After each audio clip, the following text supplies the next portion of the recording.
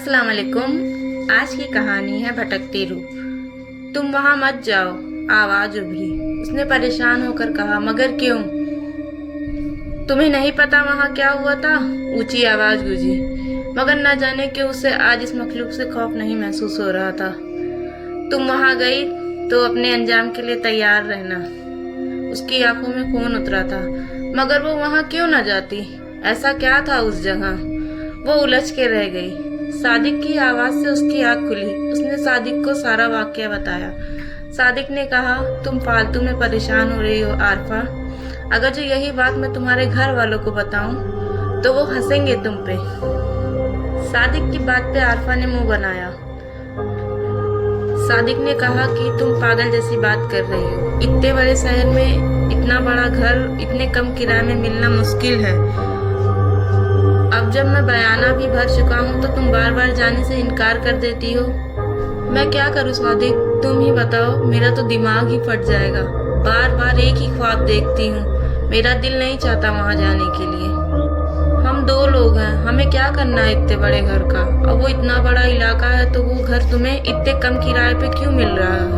इतना बड़ा घर इतने बड़े शहर में, और वो भी इतने सालों से बंद पड़ा हुआ था। आखिर कोई तो वजह होगी उसकी। सादिक इस बात पे चुप हो गया, क्योंकि यह बात मालिक मकान ने उसे पहले ही बता दी थी कि यह मकान बहुत सालों से खाली पड़ा है, कोई रहने नहीं आता। और उसने कुछ और भी बताया था। सादिक को उस वक्त सिर्फ वो कीमत नजर आई। थोड़े किराए में ऑफिस के पास घर मिलने वाला था। उसकी जिंदगी थोड़ी आसान होने वाली थी।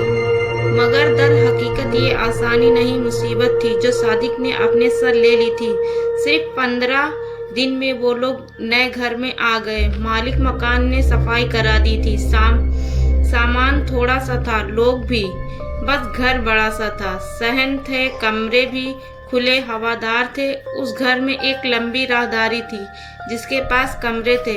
आरफा हमेशा उसी लंबी राहदारी को देखकर खौफजदा हो जाती थी। आरफा ने पहली बार उस लड़की को यहीं खड़े देखा था। कितनी बार वो सादिक से बता चुकी थी। इस राहदारी में उसे कई बार एक लड़की नजर आई है, मगर वो बस एक ख्वाब था। इसी वजह से वो इस घर में आने के लिए तैयार न थी। लड़की ख्वाब में यही कहती, तुमको मालूम नहीं इस घर में क्या हुआ था, इसलिए उधर मत जाओ। मगर सादिक को इतने कम पैसे में ऐसा घर ना मिलता, इसलिए सादिक ने आरफा को यहाँ ला के ही दम लिया। कुछ दिन अच्छे गुजर गए तो आरफे का दिल लग गया। वो मुतमईन थी, मगर ये इत्मीनानी भी जल्द ही रुखसत हो गई।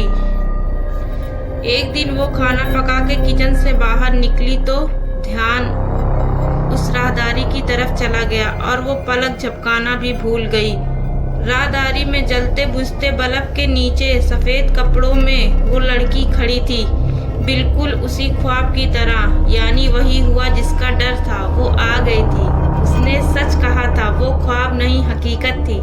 आरफा की आवाज हलक में ही फंस के रह गई। आरफा की तरफ वो लड़की बढ़ने लगी। उसके बाल खुले हुए थे। उसके एक हाथ से खून बह रहा था और खून ताजा फर्श पे गिर रहा था। आरफा भागना चाहती थी, मगर उसके कदम रुक गए थे। वो चीखना चाहती थी, पर उसकी आवाज हलक में ही फंस के रह गई थी। वो लड़की उसके करीब आती गई और आरफा दहशत के मारे बेहोश हो गई। आरफा क्या हुआ तुमको? सादिक ने पानी के छींटे उसके चेहरे पे मारते हुए उठाया। आरफा ने सादिक को डरते हुए सारी बात बताई। एक भी लम्हा आरफा यहाँ रुकने के लिए तैयार न थी। उसका ख्वाब हकीकत था। कुछ तो था इधर, क्योंकि आरफा की हालत देख के सादिक ने अंदाजा लगा लिया था। सादिक अपने दोस्त के पास कॉल की और उन्हें एक आमिर साहब को लाने के लिए कहा। सादिक का दोस्त एक आमिर साहब को उनके घर लेके पहुंचा, और जब आमिर साहब ने वहां पे पढ़ाई की तो उन्हें वाकई पता चला कि इस घर में एक रूह का बसेरा है जिसने अपनी दर्दनाक कहानी सुनाई थी। उस लड़की का नाम नज़मा था। ये घर कभी उसका हुआ करता था। उसके बाप ने मरने से पहले उनके भाइयों के कहने पे सारी जमीन उनके भाइयों के नाम कर दी और ये घर नज़मा के नाम कर दिया। नज़मा अपने माँ के साथ इस घर में रहती थी। सौतेले भाई थे उसके। मगर उसके सौतेले भाइयों को ये बात रास न आई। उन्होंने कई तरीके से ये घर अपने नाम करवाने की कोशिश की।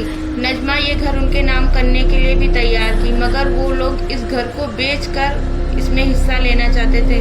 अगर जो ऐसा होता तो वो अपनी माँ को लेकर कहाँ जाती, इसलिए नजमा इस घर को उन लोग के नाम करने के लिए तैयार ना थी। सौतेले भाई प्रॉपर्टी की लालच में अंधे हो चुके थे। उन्होंने एक रात उनके घर में घुसकर नजमा से जबरदस्ती कागजात पे दस्तखत करवाने चाहे, पर नजमा इस बात के लिए तैयार ना थी। उन्होंने उसे बहुत मारा। उसको बचाते बचाते उसकी माँ इस दुनिया से चली गई, मगर वो लोग ना रुके। उन्होंने नजमा का अंगूठा पेपर पे लगवा लिया और उस अंगूठे को काट दिया।